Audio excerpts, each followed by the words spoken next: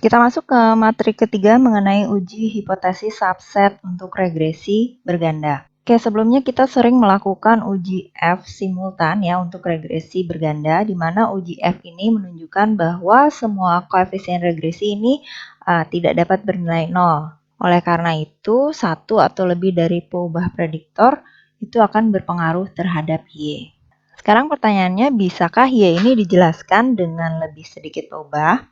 Oke, perlu kita pahami bahwa tujuan penting dalam analisis regresi adalah untuk sampai pada deskripsi dari fenomena yang diamati dengan sesedikit mungkin peubah yang berpengaruh. Nah, jadi manfaat dari tujuan ini memungkinkan kita untuk memilih peubah mana sih yang paling penting gitu ya. Lalu bisa juga memberi kita deskripsi yang lebih sederhana mengenai proses yang sedang dipelajari sehingga akan lebih mudah dipahami. Kesederhanaan dalam deskripsi ini dikenal dengan the principle of parsimony ya, di mana salah satu prinsip yang menjadi panduan penting dalam analisis regresi. Jadi intinya kalau model yang sederhana saja sudah bisa menjelaskan hubungan antara prediktor dengan respon ya, maka kita tidak perlu membuat model yang rumit dan sulit dipahami. Uji hipotesis yang kita lakukan pada regresi linear berganda ini biasanya dilakukan dengan uji F ya, di mana semua koefisien regresi yang terkait dengan peubah penjelas adalah 0. Ini bisa kita lihat dari hipotesis nolnya ya. Kita tuliskan seperti ini ya. Semua koefisien regresinya ini sama dengan 0 ya. Dengan H1-nya ada koefisien regresi yang tidak sama dengan 0. Selain uji simultan yang kita kenal ya, sebenarnya di sini ada yang namanya uji F parsial dan uji T, di mana uji ini bisa kita lakukan untuk menguji apakah beberapa koefisien regresi ini bernilai 0 atau tidak gitu ya. Jadi tidak semua secara keseluruhan seperti ini, kita mengujinya ini bisa satu-satu. Ini bisa dengan uji T atau uji F parsial yang nanti akan kita pelajari pada pertemuan ini. Nah, lalu kalau kita menguji pada regresi linear berganda dengan tujuan untuk melihat apakah beberapa koefisien regresi itu sama satu sama lain ya. Ini uji kesamaan koefisien ini bisa kita gunakan uji F parsial atau juga uji T.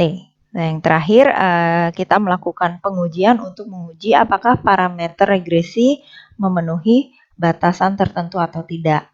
Nah, yang terakhir ini masuk ke materi uji hipotesis linear umum. Nah, untuk uji hipotesis linear umum ini belum akan kita bahas ya pada perkuliahan ini. Saya tambahkan informasi ini sekedar untuk menambah pengetahuan kalian mengenai uji-uji hipotesis yang bisa kita lakukan pada regresi linear berganda.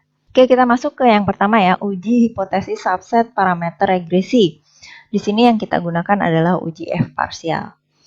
Kita ketahui model regresi linear berganda Y X beta ditambah epsilon ya. Misalkan di sini kita punya 4 peubah prediktor ya dari X1 sampai dengan X4 ya. Nah, kalau kita lakukan uji T ini kita biasanya menguji satu koefisien regresi bernilai 0 atau tidak ya. Seperti ini kan hipotesisnya ya.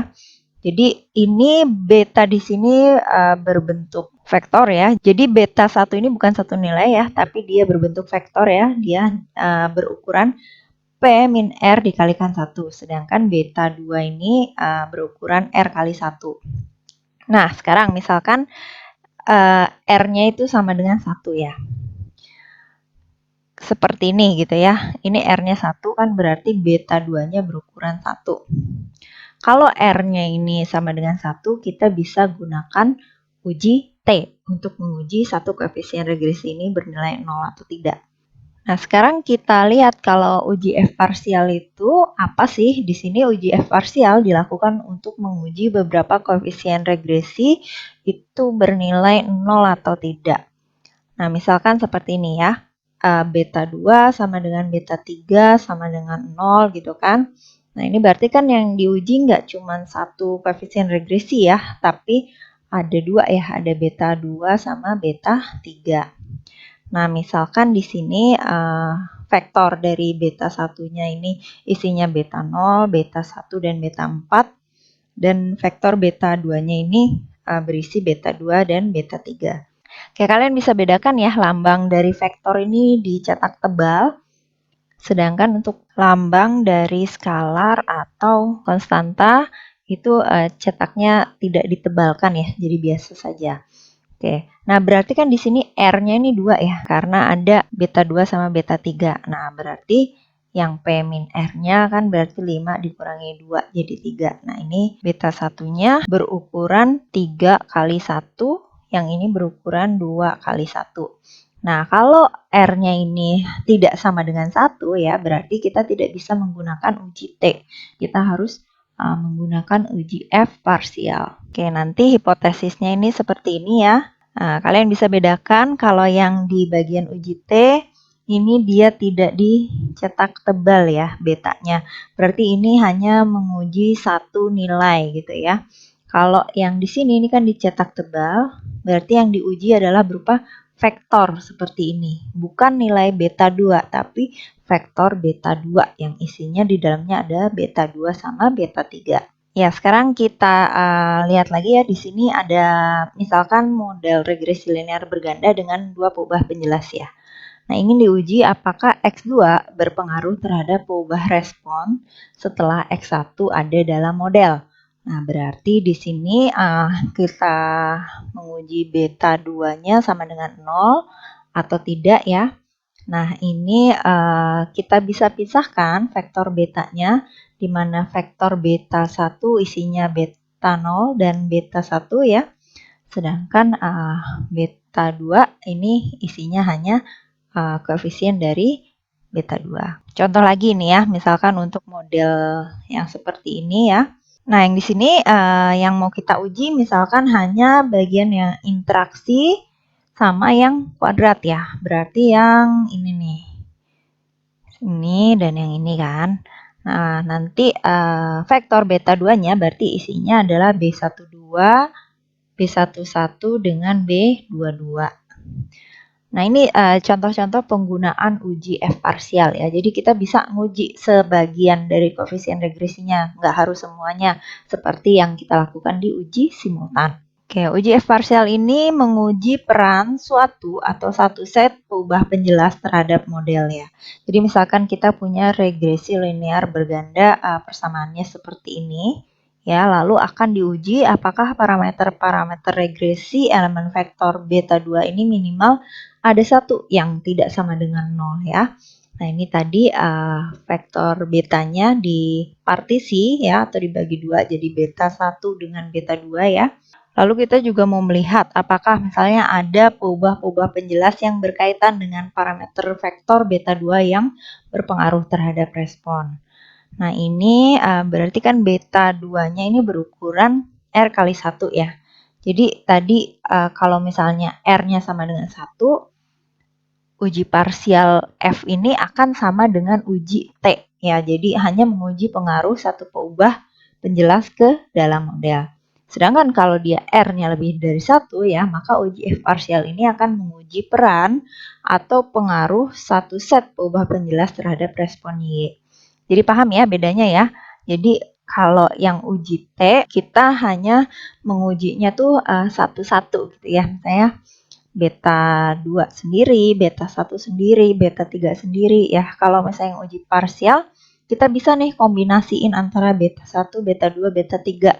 Misalkan saya menguji beta 1 dengan beta 3 atau beta 2 dengan beta 3 itu bisa. Oke, ini misalkan hipotesisnya ya, di mana yang H0 artinya semua peubah penjelas yang berkaitan dengan parameter di vektor beta 2 ini tidak berpengaruh linear terhadap peubah respon. Oke, ini untuk regresi yang model penuh ya, derajat bebasnya itu sebanyak P, dan sum square regressionnya ini beta topi aksen dikalikan X aksen dikalikan vektor Y ya.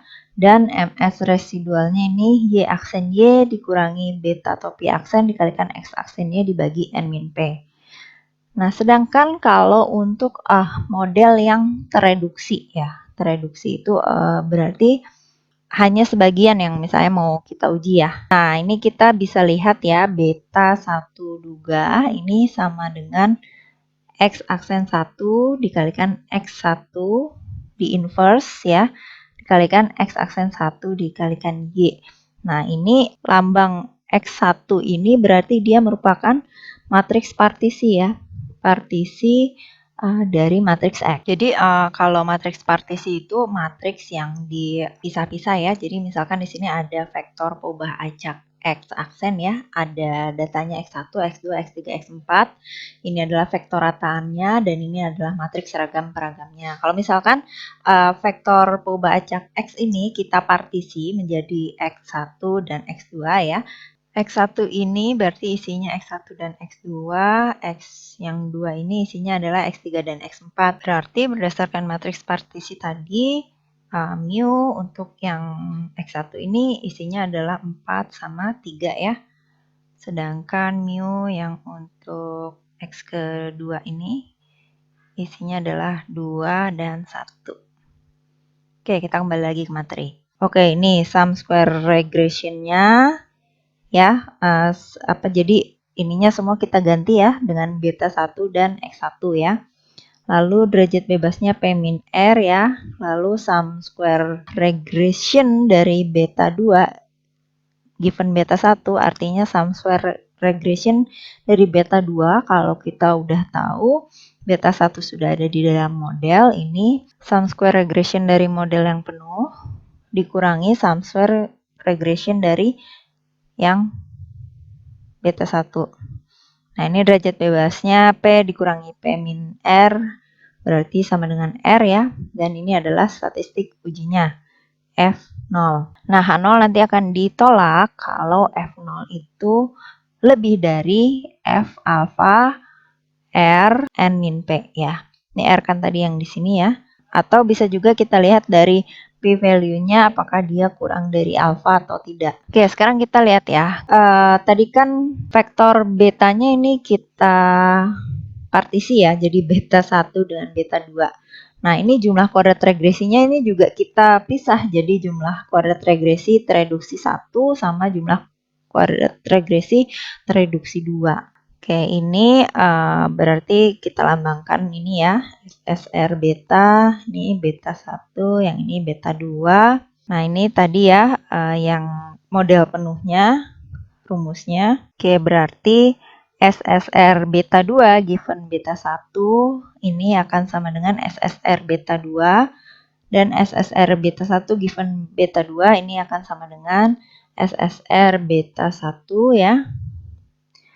Nah, nanti jadi masuk ke sini ya. Rumus seperti yang di slide sebelumnya ya, kita jabarkan untuk beta 1 dan beta 2. Jadi nanti kita tinggal menyesuaikan saja ini vektor betanya dan matriks X-nya. Oke ya, jadi kalau ini biasanya di model penuh kan jumlah kuadrat total ini merupakan penjumlahan dari jumlah kuadrat regresi ditambah jumlah kuadrat sisaan ya. Nah, sekarang kalau jumlah kuadrat total yang terkoreksi, kita koreksi terhadap rataannya ya.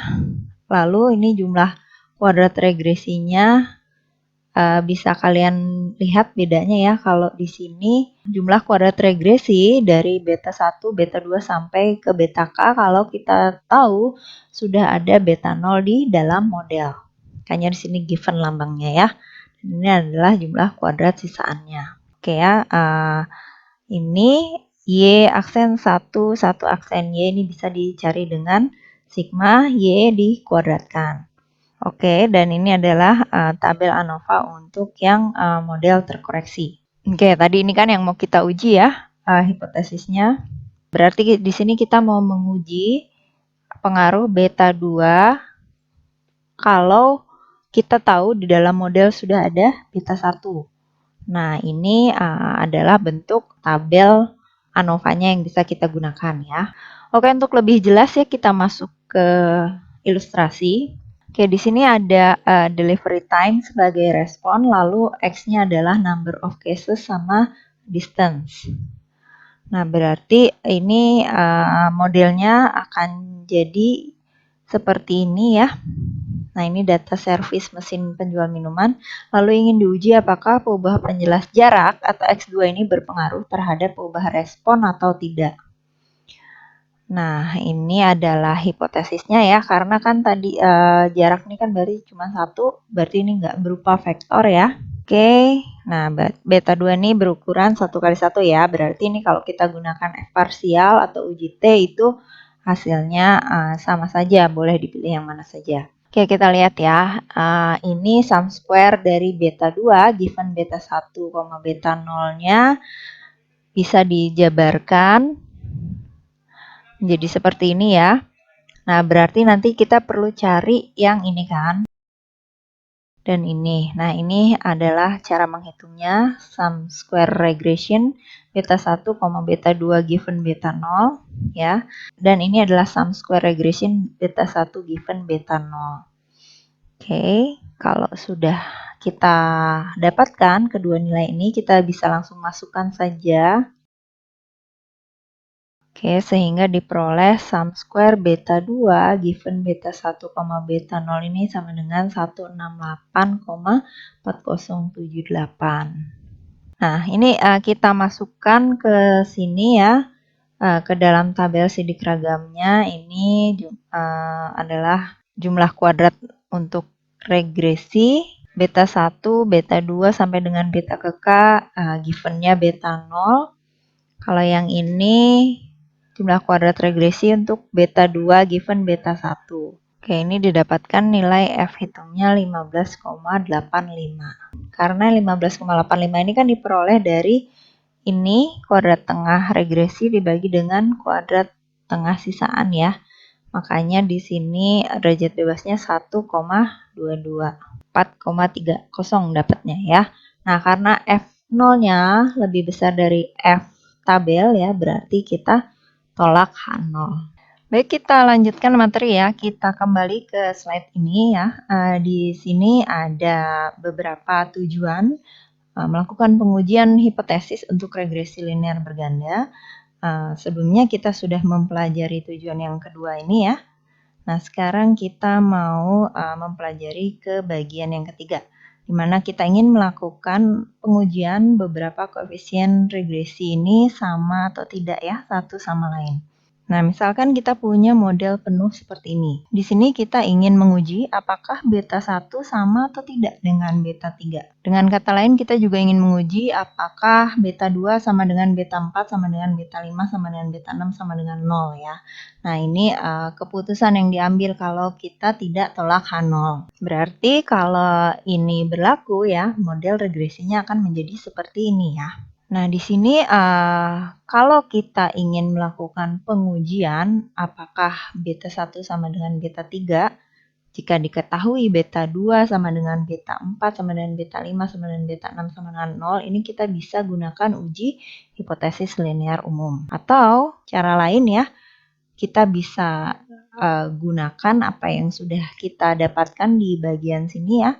Kita ingin menguji apakah beta 1 sama dengan beta 3 atau tidak dengan menggunakan uji T. Pengujian yang kita akan lakukan disebut sebagai uji hipotesis kesamaan koefisien regresi dengan menggunakan uji T. Nah, ini kan tadi model regresi yang ingin kita dapatkan ya, apakah beta 1 sama dengan beta 3 atau tidak gitu ya. Lalu ini adalah hipotesisnya ya. Dan statistik uji yang digunakan adalah T hitung, seperti ini. Derajat bebasnya sebesar N-4. Nah, berarti kita perlu cari standar error ini kan ya. Ini bisa kita cari dengan rumus umumnya. Ini tinggal kita gantikan saja I-nya sebagai 1 dan J-nya sebagai 3 ya. Atau kita bisa gunakan juga rumus yang di bawah ini, di mana CII dan CJJ sama CIJ ini adalah elemen dari matriks C atau matriks X aksen X inverse. Oke, ini ada ilustrasi ya. Ini menggunakan data supervisor. Ini adalah Y, X1, X2, X3, X4, X5, X6 ya. Ini datanya. Nah, berdasarkan output Minitab, kalau full menggunakan X1 sampai X6, ini adalah model yang kita peroleh. Oke, berdasarkan uji parsialnya menggunakan T ya, Ini yang signifikan adalah X1 dan X3. Nah, ini adalah model yang telah direduksi, di mana hanya ada X1 dan X3 di dalam modelnya. Berdasarkan hasil yang ini ya, karena yang berpengaruh adalah X1 dan X3. Nah, sekarang kita mau menguji hipotesis apakah beta 2 sama dengan beta 4 sama dengan beta 5 sama dengan beta 6 sama dengan 0 atau tidak. Oke, sekarang kita lihat ya. Kalau kita lihat dari model yang hanya X1 dan X3 ini, F hitungnya ini 32,7. Berarti kalau kita bandingkan dengan F tabel yang nilainya hanya sekitar 3, 4, 5 mungkin ya, ini tuh dia sangat signifikan ya. Artinya secara bersama-sama X1 dan X3 ini memang dia berpengaruh terhadap Y. Nah, sekarang kita lihat ya perbandingan modelnya. Ini kalau dia full modelnya ya, X1 sampai X6, kalau yang ini hanya X1 dan X3.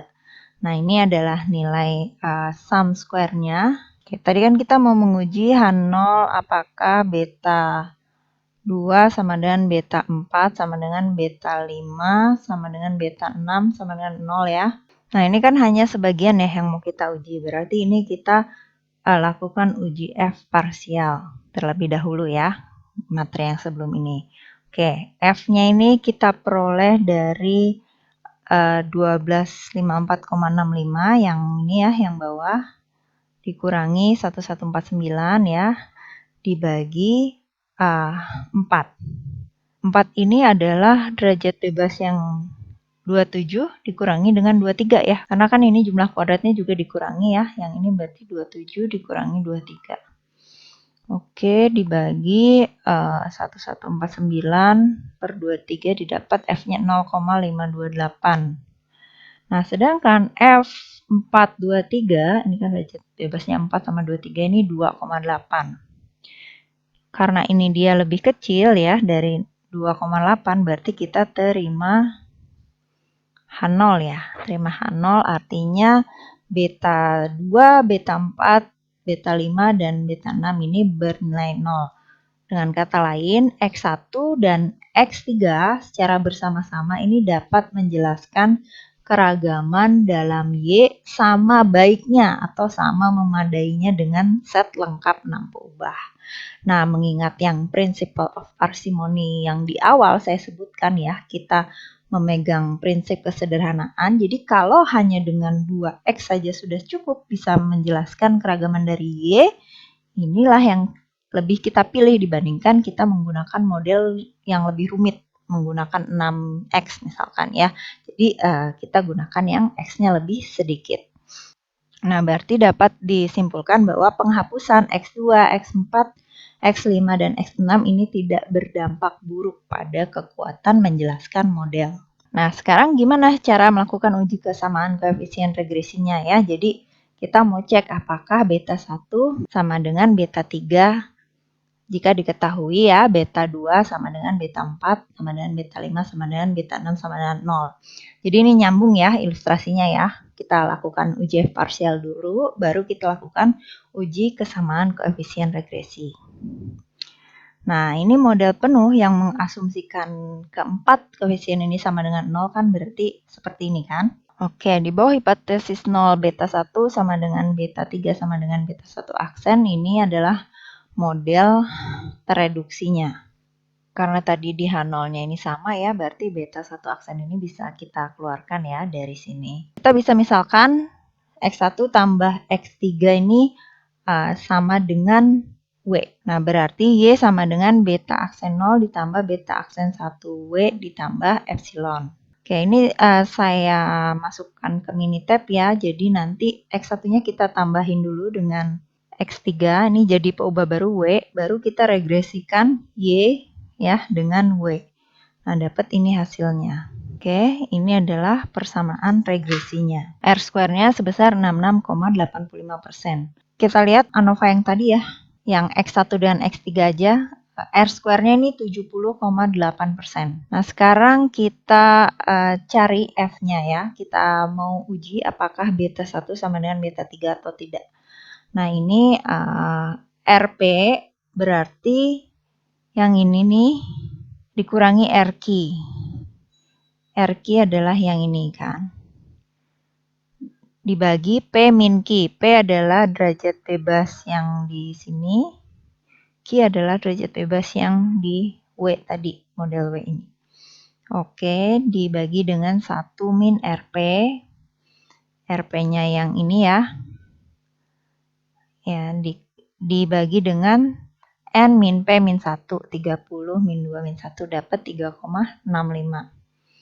Nah, ini nanti kita bandingkan dengan F1, ini kan 1 ya yang di atas ya. Yang ini 27,27 dengan alfanya 0,05, ini dia 4,21. Nah, karena dia lebih kecil berarti terima H0. Kalau terima H0,